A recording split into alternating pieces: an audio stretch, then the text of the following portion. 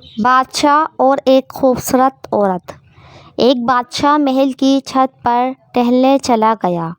ٹہلتے ٹہلتے اس کی نظر محل کے نزدیک گھر کی چھت پر پڑی، جس پر ایک بہت خوبصورت عورت کپڑے سکھا رہی تھی۔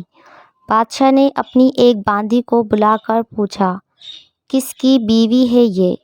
باندی نے کہا، بادشاہ سلامت، یہ آپ کے غلام فیروز کی بیوی ہے۔ بادشاہ نیچے اترا۔ بادشاہ پر اس عورت کے حسن و جمال کا سحر سا چھا گیا تھا۔ اس نے فیروز کو بلایا۔ فیروز حاضر ہوا تو بادشاہ نے کہا، فیروز، ہمارا ایک کام ہے۔ ہمارا یہ خط فلاں ملک کے بادشاہ کو دے آؤ اور اس کا جواب بھی اس کے ساتھ لے آنا۔ فیروز اس خط کو لے کر گھر واپس آ گیا۔ خط کو اپنے تکیے کے نیچے رکھ دیا، سفر کا سامان تیار کیا، رات گھر میں گزاری اور صبح منزل مقصود پر روانہ ہو گیا۔ اس بات سے لاعلم کہ بادشاہ نے اس کے ساتھ کیا چال چلی ہے۔ ادھر جیسے ہی فیروز نظروں سے اوجھل ہوا، بادشاہ چپکے سے فیروز کے گھر پہنچا اور آہستہ سے فیروز کے گھر کا دروازہ کھٹکھٹایا۔ فیروز کی بیوی نے پوچھا، کون ہے؟ بادشاہ نے کہا، میں بادشاہ ہوں، تمہارے شوہر کا مالک۔ تو اس نے دروازہ کھولا۔ بادشاہ اندر آ کر بیٹھ گیا۔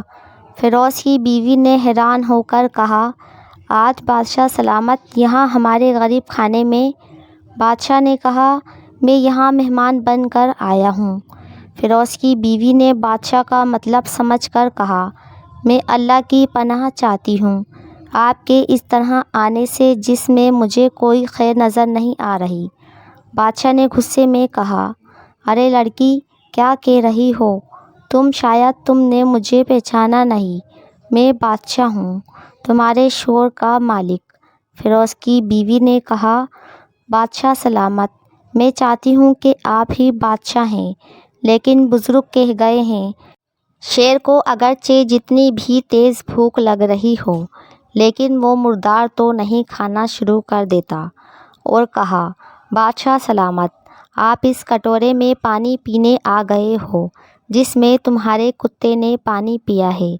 بادشاہ اس عورت کی باتوں سے بڑا شرمسار ہوا اور اس کو چھوڑ کر واپس چل گیا، لیکن اپنی چپل وہیں پر بھول گیا۔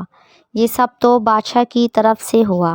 اب فیروز کو آدھے راستے میں یاد آیا کہ جو خط بادشاہ نے اسے دیا تھا وہ تو گھر پر ہی چھوڑ آیا ہے۔ اس نے گھوڑے کو تیزی سے واپس موڑا اور اپنے گھر کی طرف لپکا۔ فیروز اپنے گھر پہنچا تو تکیے کے نیچے سے خط نکالتے وقت اس کی نظر پلنگ کے نیچے پڑے بادشاہ کی چپل پر پڑی، جو وہ جلدی میں بھول گیا تھا۔ فیروز کا سر چکرا کر رہ گیا اور وہ سمجھ گیا کہ بادشاہ نے اس کو سفر پر صرف اس لیے بھیجا تاکہ وہ اپنا مطلب پورا کر سکے۔ فیروز کسی کو کچھ بتائے بغیر چپ چاپ گھر سے نکلا۔ خط دے کر وہ چل پڑا اور کام ختم کرنے کے بعد بادشاہ کے پاس واپس آیا تو بادشاہ نے انعام کے طور پر اسے 100 دینار دیے۔ فیروز دینار لے کر بازار گیا اور عورتوں کے استعمال کے قیمتی کپڑے اور کچھ تحائف بھی خریدے۔ گھر پہنچ کر بیوی کو سلام کیا اور کہا، چلو تمہارے میکے چلتے ہیں۔ بیوی نے پوچھا، یہ کیا ہے؟ کہا، بادشاہ نے انعام دیا ہے اور میں چاہتا ہوں کہ یہ پہن کر اپنے گھر والوں کو بھی دکھاؤ۔ بیوی، جیسے آپ چاہیں۔ بیوی تیار ہوئی اور اپنے والدین کے گھر اپنے شوہر کے ساتھ روانہ ہوئی۔ داماد اور بیٹی اور ان کے لائے ہوئے تحائف کو دیکھ کر وہ لوگ بہت خوش ہوئے۔ فیروز بیوی کو چھوڑ کر واپس آ گیا اور 1 مہینہ گزرنے کے باوجود نہ بیوی کا پوچھا اور نہ اس کو واپس بلایا۔ پھر کچھ دن بعد اس کے سالے اس سے ملنے آئے اور اس سے پوچھا، فیروز، آپ ہمیں ہماری بہن سے غصے اور ناراضگی کی وجہ بتائیں یا پھر ہم آپ کو قاضی کے سامنے پیش کریں۔ تو اس نے کہا، اگر تم چاہو تو کر لو، لیکن میرے ذمے اس کا ایسا کوئی حق باقی نہیں جو میں نے ادا نہ کیا ہو۔ وہ لوگ اپنے کسی قاضی کے پاس لے گئے تو قاضی نے فیروز کو بلایا۔ قاضی اس وقت بادشاہ کے پاس بیٹھا ہوا تھا۔ لڑکی کے بھائیوں نے کہا، اللہ بادشاہ سلامت اور قاضی القضاء کو قائم و دائم رکھے۔ قاضی صاحب، ہم نے ایک سرسبز باغ، درخت پھولوں سے بھرے ہوئے اور ساتھ میں میٹھے پانی کا کنواں اس شخص کے حوالے کر دیا تو اس شخص نے ہمارا باغ اجاڑ دیا، ہمارے پھل کھا لیے، درخت کاٹ لیے اور کنویں کو خراب کر کے بند کر دیا۔ قاضی فیروز کی طرف متوجہ ہو کر پوچھا، ہاں تو لڑکے، تم کیا کہتے ہو اس بارے میں؟ فیروز نے کہا، قاضی صاحب، جو باغ مجھے دیا گیا تھا وہ اس سے بہتر حالت میں انہیں واپس کیا ہے۔ قاضی نے پوچھا، کیا اس نے باغ تمہارے حوالے ویسے ہی حالت واپس کیا ہے جیسے پہلے تھا؟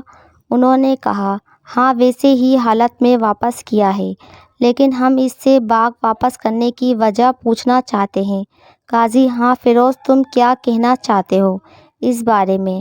فیروز نے کہا، قاضی صاحب، میں نے باغ کسی بغض یا نفرت کی وجہ سے نہیں چھوڑا، بلکہ اس لیے چھوڑا کہ ایک دن میں باغ میں آیا تو اس میں نے شیر کے پنجوں کے نشان دیکھے تو مجھے خوف ہوا کہ شیر مجھے کھا جائے گا، اس لیے شیر کی وجہ سے میں نے باغ میں جانا بند کر دیا۔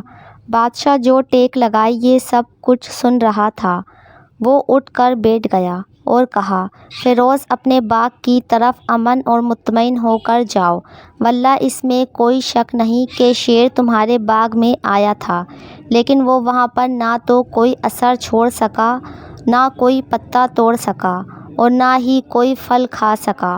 وہ وہاں پر تھوڑی دیر رہا اور مایوس ہو کر لوٹ گیا۔ اور خدا کی قسم، میں نے کبھی تمہارے جیسے باغ کے گرد لگی مضبوط دیواریں نہیں دیکھی۔ تو فیروز اپنے گھر لوٹ آیا اور اپنی بیوی کو بھی واپس لے لیا۔ نہ تو قاضی کو پتہ چلا اور نہ ہی کسی اور کو کہ ماجرا کیا تھا۔ کیا خوب بہتر ہے اپنے اہل و عیال کے راز چھپانا تاکہ لوگوں کو پتہ نہ چلے۔ اپنے گھروں کے بھید کسی پر ظاہر نہ ہونے دو۔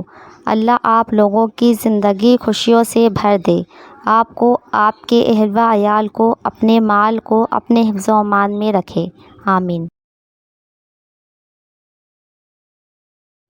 اگر آپ کو ویڈیو اچھی لگی تو آپ سے گزارش ہے کہ چینل کو سبسکرائب ضرور کر دینا تاکہ اس طرح کی ویڈیو آپ کو ملتی رہے۔